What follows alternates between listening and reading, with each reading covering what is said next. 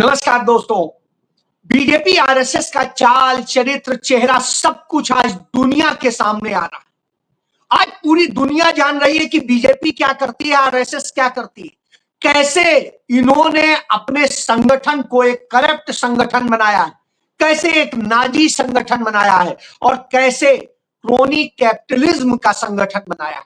कैसे इनका संगठन महिलाओं की, बच्चों की, सबकी जिंदगी को भी लूटता है। ये सब कुछ अब सामने आ चुका है और यही वजह है कि अमेरिका में मोहन भागवत का खुल के वहां के लोग विरोध कर रहे हैं और इस विरोध में लगातार संख्या बढ़ती जा रही है। ये लोग कहीं हिंदू धर्म के विरोधी नहीं है, स्पष्ट तौर पे कहते हैं हमें हिंदू धर्म से कोई नफरत नहीं, लेकिन जो आरएसएस का हिंदुत्व है उससे हमें नफरत है, क्योंकि ये नाजी हिंदुत्व है। जी हाँ, वही नाजी जो हिटलर और मुसोलिनी का था, उस नाजी उससे नफरत। तो उन्होंने कहा इसे रोकना बेहद जरूरी है, क्योंकि ये वही काम अमेरिका में कर रहा है जो इसने भारत में किया है और इसके जरिए ये भ्रष्टाचार को बढ़ावा देता है और हर वह काम करता है जो गलत होता है। इसकी शुरुआत आप देखिए कैसे होती। मैं भारत से ही बताता हूं। भारत में सबसे पहले गोदी चैनल बनने वाला जी न्यूज, वो जी न्यूज, जी मीडिया, उसका मालिक सुभाष चंद्रा 22,000 करोड़ रुपए उठाता है, जो है लोन उठाता है और उसके बाद में नरेंद्र मोदी की कृपा से जो उस पे बकाया होता है, इसे जो अदा करना था वो अदा नहीं करता है। नरेंद्र मोदी की बनाई एनसीएलटी में वो जाता है और एनसीएलटी कह देती है साहेब के इशारे पे कि तुम बस सिर्फ 6.5 करोड़ जमा कर दो और फ्री होके चले जाओ। अब आप सोचिए, इतनी बड़ी रकम ये करके और कह देंगे आप चले जाओ, किसी और को हो सकता है क्या? कभी नहीं। तो इस तरह से ये इसको छूट देते हैं। ये आप देखिए कि किस तरीके से इन्होंने किया, इसका पूरा डेटा मौजूद और इस डेटा से समझ सकते हैं कि कैसे इन्होंने किया है। सॉरी, मैं दूसरी चीज दिखाने लग गया। ये इनका पूरा डेटा मौजूद है और उस डेटा को देख के आप समझ सकते हैं कि कैसे इन्होंने पूरी भारत की लूट की है। ये आप देखिए, ये सुभाष चंद्रा का है कि इनका 22,006 करोड़ रुपया कर्ज जो है बकाया था, जो इन्हें अदा करना था, लेकिन मोदी की कृपा पाए और मोदी की कृपा से इन्होंने पूरा बिछ गए और उसका क्या नतीजा हुआ? बीजेपी ने इन्हें सांसद भी बनाया और अब कहा जा रहा है सिर्फ 6.5 करोड़ रुपया अदा करिए और उसके बाद में आप मस्त होइए। यानी जो पैसा हमारा आपका है, एलआईसी का है, इसमें कहां कहां देखिए पैसा जो है वो किसका है, ये आप समझिए। एलआईसी का है, बैंक का है और दूसरा जो हमारा आपका पैसा, वो पैसा तो अब आपको जमा कितना करना है? 0.03%। क्या देश दुनिया में किसी भी ऐसे व्यक्ति का है जिसका सिर्फ 10,000 रुपया बकाया हो और बैंक कहते नहीं 10,000 रुपए नहीं, आप सिर्फ 60 रुपए जमा करके जाइए मस्ती से घूम? क्या हो सकता है? नहीं, कभी नहीं होता। लेकिन सुभाष चंद्रा के लिए हो रहा है, क्योंकि ये गोदी मीडिया बन गए। यही क्रोनी कैपिटलिज्म और इसी तरीके से तमाम मीडिया को किया गया। आपने देखा एनडीटीवी कैसे बिका और क्या धंधा हुआ। आपने देखा कि कैसे आज तक बिल्कुल बिछा हुआ है नरेंद्र मोदी के लिए। इसी तरीके से अडानी अंबानी के चैनल्स की हालत है। तो जो भी चैनल है, रिपब्लिक है, दूसरे हैं, ये सब उसी तरह बिछे हुए हैं। क्यों? क्योंकि इसी तरह उन्होंने सबको वो कर रखा कि साहब तुम्हें हम वो कर देंगे, जनता मरती है मरने दीजिए, महंगाई का शिकार होती है होने दीजिए। वो चीनी 70 की खरीदे, 75 की खरीदे, 100 की खरीदे, पेट्रोल वो 100 का खरीदे या 170 का खरीदे, 180 खरीदे, कोई फर्क नहीं पड़ता। फर्क किससे पड़ता है कि आप सही रहे और आप हमारे लिए काम करते, यही है। तो ये इनका मॉडल है और यही मॉडल इन्होंने अपनाया अमेरिका।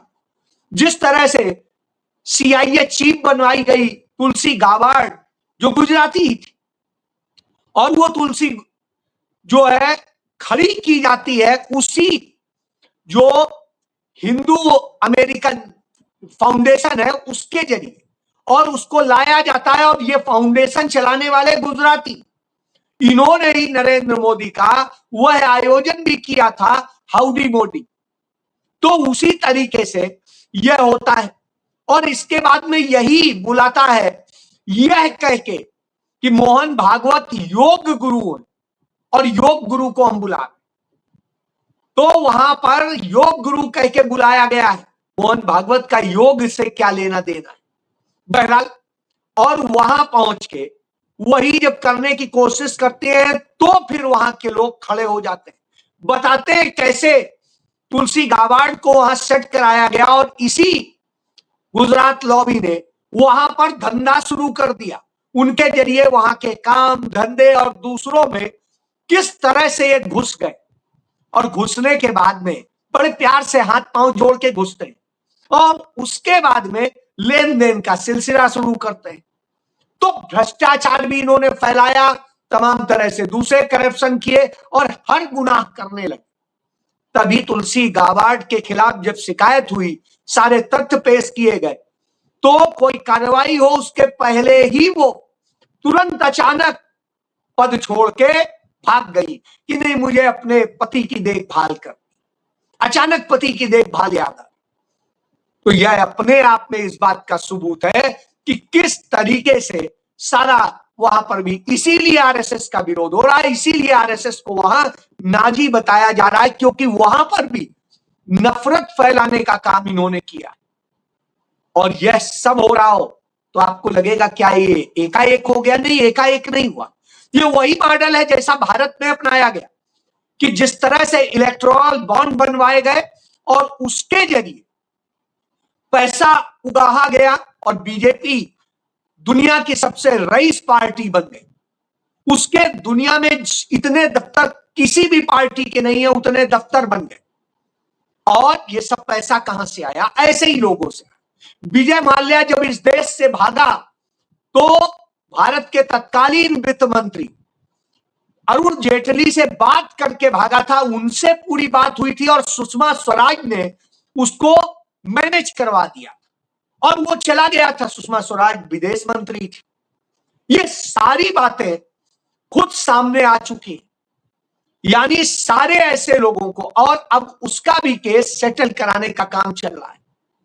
तो इस तरह से बीजेपी ने कराया। आपको याद होगा, भोपाल गैस त्रासदी की बात बार बार होती है, लेकिन लोग ये भूल जाते हैं भोपाल गैस त्रासदी का जो मुल्जिम था, उसको उसका वकील अरुण जेटली ही था, और अरुण जेटली ने ही उस केस में सारी चीज करके कोर्ट से ऑर्डर कराया था कि उसको जमानत दी जाए। तुरंत जमानत मिली, और जमानत के बाद में जबकि कांग्रेस की सरकार ने उसे गिरफ्तार किया था, राजीव गांधी ने उसे गिरफ्तार करवाया था, और इसके बावजूद उसे किस तरह से अरुण जेटली ने जाके संघी जज के जरिए मैनेज किया था, और फिर उसको ऑर्डर में लिखवाया कि उसे सुरक्षित जाने दिया जाए। और इतने में उसे भी समय मिल गया, और अमेरिका की ओर से डिप्लोमेटिक भी आ गया कि नहीं, ये हमारा नागरिक है, हम इस पर कार्रवाई करेंगे, आप छोड़िए यदि कोई दोषी होगा।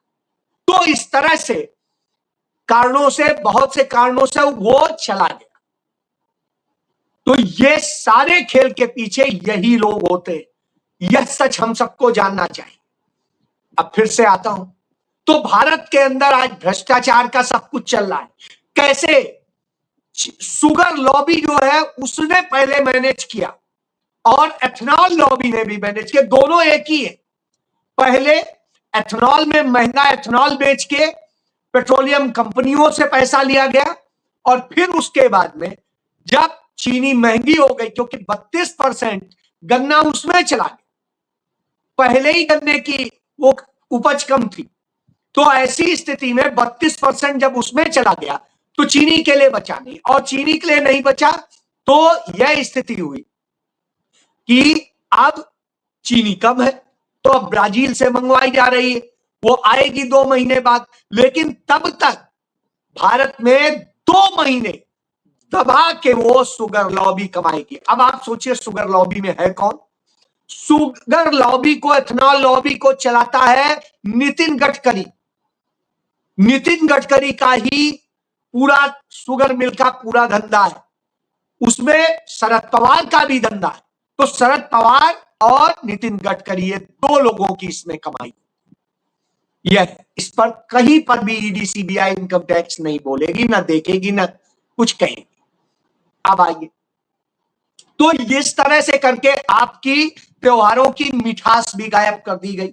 ये सारा गैंग आरएसएस ऑपरेट कर रहा, क्योंकि इससे पैसा जो होता है उसमें एक नागपुर पहुंच जाता है, क्योंकि वहीं से बैठ के शुगर लॉबी काम करती है। अब इसी तरीके से सड़कों में हुआ, आप देख रहे हैं जो भी सड़क बनती है 2 दिन, 4 दिन, 10 दिन, महीने भर, 2 महीने, वो टूटी जाती। पुल साल भर नहीं चल पाते हैं, गिर जाते, और इस तरह के किस्से हो रहे। अभी इतनी बड़ी प्रलय आई है, जल प्रलय चीन से आई, नेपाल को समेट लिया, और बिहार में यह स्थिति है कि जिस बांध से वो पानी छोड़ा जा रहा है, वो बांध पंडित जवाहरलाल नेहरू ने 1952 में बनाया था, और 1952 का बना वह पूरा बांध आज भी इतना मजबूत है कि उस पानी को संभाल रहा है। लेकिन नरेंद्र मोदी के बनाए, आदित्यनाथ के बनाए, नितिन गडकरी के बनाए, या उनकी बीजेपी की सरकारों में बनाए तमाम पुल हो, तमाम सड़कें हो, तमाम जगह हो, सब टूट रहे हैं। वो हो रहे क्यों? ये सब काम कर, और मर आपके लोग रहे, मर हमारे लोग रहे, और ये सब पैसा आरएसएस को जा रहा है। तो यह स्थिति है, बीजेपी को जा रहा है। तो यह खेल है, इसीलिए आरएसएस और बीजेपी के दफ्तर पूरे देश में बन रहे हैं, और 800 जिलों में सोचिए इनके दफ्तर और सब कुछ बन रहे हैं। कांग्रेस 800 जिलों में प्रोटेस्ट कर रही है बच्चों के न्याय के लिए, चंदा चोरी के लिए, और वो प्रोटेस्ट कर रही है जो जिस तरीके से इस देश के भविष्य को बर्बाद किया जाए। लेकिन ये दफ्तर बना रहे, आलीशान दफ्तर बना रहे। तो यह अंतर है, स्कूल बर्बाद हो रहे हैं, इनके दफ्तर बन रहे हैं, और जो आवाज उठाता है उस पर एफआईआर दर्ज कर ली जाती है। तो यह इनका सच है। तो इसी सच में और भी आप देखिए, ये दलित विरोधी है, आदिवासी विरोधी है, पिछड़ा विरोधी है, यह भी दिखाई दे गया। जो आरक्षण हटाओ संगठन है, उस संगठन के साथ में जेपी नड्डा मुलाकात करते हैं। जेपी नड्डा की मुलाकात होती है, जो संगठन चाहते हैं कि आरक्षण खत्म हो। आरक्षण हर कोई चाहता है खत्म, लेकिन कब? जब वो दलित, वो पिछड़े, वो आदिवासी, वो सारे लोग जो आज वंचित समाज है या किसी छुआछूत या दूसरी चीजों का शिकार है, वो जब तक उस बराबरी के मुकाम तक पर नहीं आते हैं, तब तक आरक्षण की बात। यही बात डॉक्टर भीमराव अंबेडकर ने कही थी, यही बात पंडित जवाहरलाल नेहरू ने कही थी, और यही बात राहुल गांधी कहते। तो उन्हें बराबरी का दर्जा दे दीजिए, उनको बराबरी में रख लीजिए, बराबर अवसर दे दीजिए, और फिर उसके बाद बराबरी की बात कीजिए। नहीं तो तब तक जो व्यवस्था है, क्योंकि सवर्ण समाज जिसकी बात करते हैं, जो जनरल कास्ट है, उनकी आबादी कितनी? उनकी आबादी 10% से 15% के बीच में। तो बाकी इसका मतलब है 80% के करीब तो वही वर्ग है, और जब वही वर्ग है तो उसे न्याय तो मिलना चाहिए। आज उनके लिए जो आरक्षण है वो 50% के करीब है, और ऐसी स्थिति में यदि उनका ये छीना जाने की बात हो रही है, इसकी साजिश हो रही, तो कौन कर रहा है? बीजेपी आरएसएस कर, और वो सामने आ गया। इसके बाद यही बात राहुल गांधी बार बार बताते हैं, ये दलित विरोधी है, इसका भी, और ये किस तरह से छुआछूत की भावनाओं से ग्रसित है, यह भी देखने को मिल गया उत्तराखंड में। जब मल्लिकार्जुन खड़गे हल्द्वानी में रैली करने गए थे अपने कार्यकर्ताओं के साथ। तो उस कार्यक्रम के बाद जब वो लौटे तो उस मैदान में वहां हवन यज्ञ करके शुद्धिकरण ये लोग कर रहे थे इस बात के लिए कि एक दलित आकर के एक पार्टी का राष्ट्रीय अध्यक्ष दलित है कांग्रेस का, तो इस बात से इन्हें पीड़ा है और इसलिए ये करते हैं कि साथ वहां पर हम शुद्धिकरण, और वो शुद्धिकरण करते हैं। तो इसके खिलाफ जब संसद में आवाज उठाई गई, राज्यसभा में मल्लिकार्जुन खड़गे ने कहा कि मैं कभी नहीं बोलता हूं कि मैं दलित हूं, मैं परेशान हूं, मेरे साथ ये हूं, मेरे मां को, मेरे परिवार को बांध के पेड़ से जला दिया गया, ये सब कुछ किया गया था इस नफरत, लेकिन फिर भी मैं रोना नहीं रोता। लेकिन ये जो किया जा रहा है, ये पूरे दलित समाज को संदेश दिया जा रहा है कि देखो हम तुम्हें ये समझते हैं, जब इतने बड़े नेता प्रतिपक्ष को, एक राष्ट्रीय पार्टी के अध्यक्ष को, जो सबसे पुरानी राजनीतिक पार्टी है, ये हो सकता है, तो दूसरे के साथ क्या हो सकता है। तब जेपी नड्डा ने कहा कि नहीं सॉरी, लेकिन ये हमारे लोग नहीं थे। लेकिन अब वही उसी उत्तराखंड के बीजेपी के अध्यक्ष भट्ट ने कह दिया कि हां हमने शुद्धिकरण किया, हमने शुद्धिकरण किया, हम उन्हें मानते हैं कि वो इस काबिल नहीं है कि हम वो करें, तो वो अपवित्र करते हैं, इसलिए हम शुद्ध कर। अब आप सोचिए, जब इस तरह से हो रहा हो तो जान लीजिए कितनी नफरत करते हैं इन तमाम समाज से। एक तरफ तो सबको कहते हैं कि सब हिंदू हैं, सब बराबर है, और दूसरी तरफ इस तरह से बंटवारा करते हैं। सवाल इसीलिए राहुल गांधी जिक्र करते हैं मनु संहिता का, कि मनु संहिता यही तो कहती है कि इस तरह बना के रखिए, झुका के रखिए महिलाओं को, सबको। आपने देखा कृति सेनन के साथ में किस तरीके से किया। कृति सेनन यदि एक विज्ञापन करती है जिसमें वो कोई गंदे वल्गर कपड़े नहीं पहने होती, वेस्टर्न, इंडो वेस्टर्न सूट पहने होती, और उस पर उन्हें किस तरह से ट्रोल किया जाता है और किस तरीके से उसे वो किया जाता है। कंपनी झुक गई, कृति नहीं झुकी। लेकिन वही कंगना रनौत जो किस तरह के विज्ञापन करती थी, वो सवाल उठाती जिनके अपने किस्से मशहूर। तो आवाज सोचिए, ये इस तरह के लोग, महिला को सम्मान इनके यहां की महिलाएं भी नहीं दे सकती, सारे रेपिस्ट इन्हीं के लोग निकलते, और आपको लूट करके, आपको बर्बाद करके ये सारी कहानी बनाना चाहिए। तो यही तो है। और इसके बाद में आपका अधिकार, हर तरह से एक वोट एक व्यक्ति का अधिकार दिया गया था संविधान में। डॉक्टर साहब भीमराव अंबेडकर और पंडित जवाहरलाल नेहरू ने इस अधिकार के लिए संघर्ष किया था, और उसका नतीजा यह हुआ कि सबको बराबरी मिला। तो अभी आपने देखा जब विधानसभा चुनाव हुए कुछ राज्यों के, तो कैसे एसआईआर के जरिए वोट काटे गए और फ्रॉड किया गया। अब जब वो केस डिसाइड हो रहे हैं तो पता चल रहा है कि जितने केस अभी तक डिसाइड हुए, उन केसेस से पता चलता है कि 91% से अधिक वोटर वैलिड है। यानी जब ये सारे केसेस निपटेंगे तो करोड़ों वोटर जो है वैलिड हो जाएंगे सभी राज्यों में मिला के।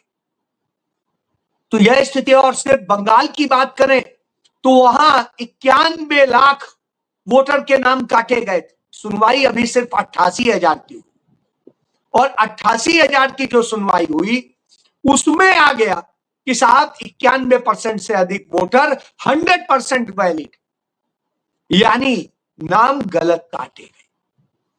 अब आप सोचिए, इस तरह से करके लोगों के मताधिकार छीन करके सरकारें बनाई जा रही।